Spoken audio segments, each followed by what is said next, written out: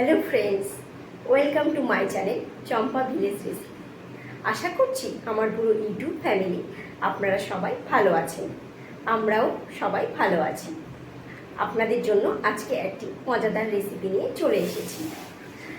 আমার এই রেসিপিটি ভালো লাগলে অবশ্যই চ্যানেলটিকে সাবস্ক্রাইব করবেন এবং পাশে থাকা বেল আইকনটিকে প্রেস করে রাখবেন, যাতে কোনো নতুন ভিডিও আপলোড করলে নোটিফিকেশানটি সবার আগে আপনার কাছে পৌঁছে যায়। এবং একটি লাইক ও কমেন্ট অবশ্যই করবেন। তাহলে আসুন রেসিপিটি শুরু করি। এখানে আমি একটা ইলিশ মাছ নিয়েছি। এই ইলিশ মাছেরই একটি অন্য রকমের রেসিপি শেয়ার করব। মাছগুলো আমি এখন একটু নুন ও হলুদ দিয়ে মাখিয়ে নেব।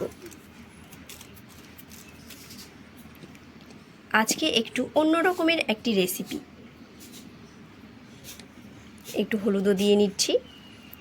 এগুলোতে আমি নুন হলুদ এখন মাখিয়ে নেব। ভালোভাবে নুন ও হলুদগুলোকে এপিট ওপিট মাখিয়ে নেব।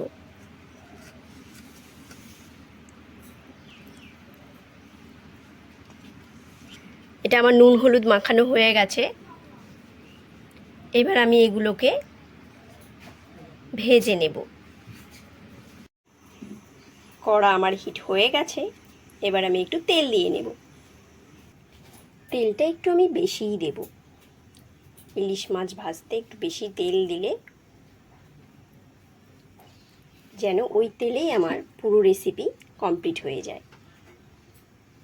তেল আমার হিট হয়ে গেছে। এবার আমি মাছগুলোকে একটা একটা করে ছাড়ব।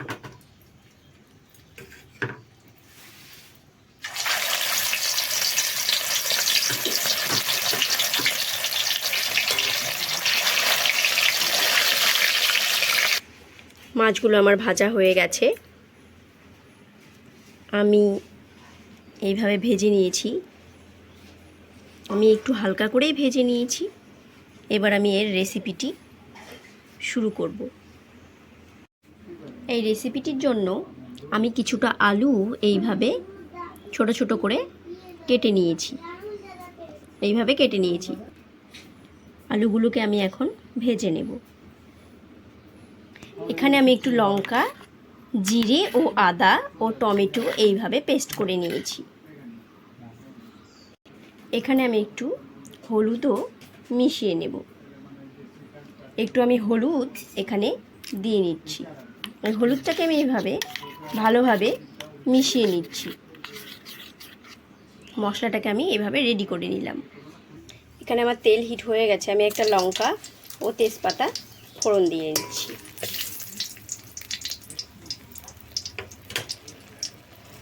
একটু আমি পাঁচফোড়ন দিয়ে নিচ্ছি।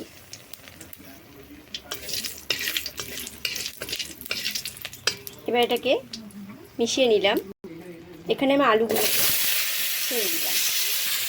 আলুগুলোকে একটু ভালোভাবে ভেজে নেব। আমি এখানে একটু নুন দিয়ে নিলাম। এবার আমি নুনটাকে একটু ভালোভাবে মিশিয়ে নিচ্ছি। এটাকে আমি একটু বেশ টাইম দিয়ে ভেজে নেব।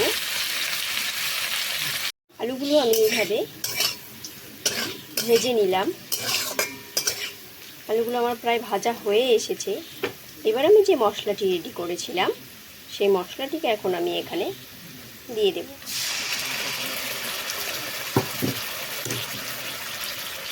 মশলাটিকে আমি একটু ভালোভাবে মিশিয়ে নিচ্ছি।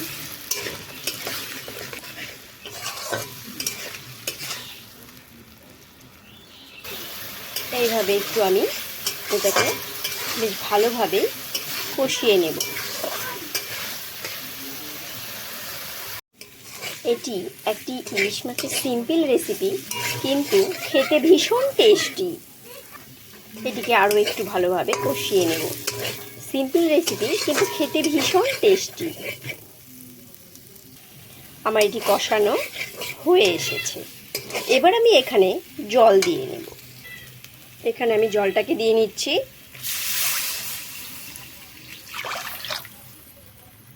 এবার জলের সঙ্গে এগুলোকে একটু ভালোভাবে মিশিয়ে দিচ্ছি।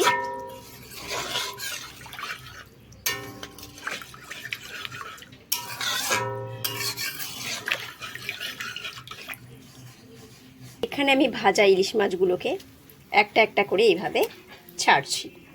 আমি এখানে সব মাছগুলোকে দিয়ে নেব। মাছগুলোকে আমি দিয়ে দিয়েছি। এখানে আমি একটু নুন দিয়ে নিলাম। আমি নুনটাকে একটু ভালোভাবে মিশিয়ে দিই।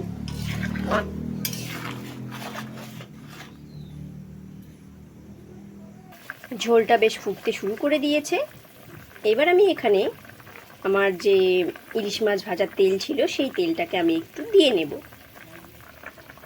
এখানে আমি এবার ওই তেলটাকে অ্যাড করছি। এইভাবে করলে এই ঝোলের টেস্ট ভীষণভাবে খেতে ভালো লাগে, টেস্টটা ভীষণ সুন্দরভাবে বেড়ে যায়। যারা আমার চ্যানেলে নতুন তারা চ্যানেলটিকে সাবস্ক্রাইব করবেন, পাশে থাকা বেল আইকনটিকে প্রেস করে রাখবেন। রেসিপিটি ভালো লাগলে একটি লাইক ও কমেন্ট অবশ্যই করবেন। Thanks for watching my video. আপনারা সবাই ভালো থাকবেন, সুস্থ থাকবেন, আনন্দে থাকবেন। আবার দেখা হবে অন্য কোনো রেসিপির সঙ্গে। ততক্ষণের জন্য বাই।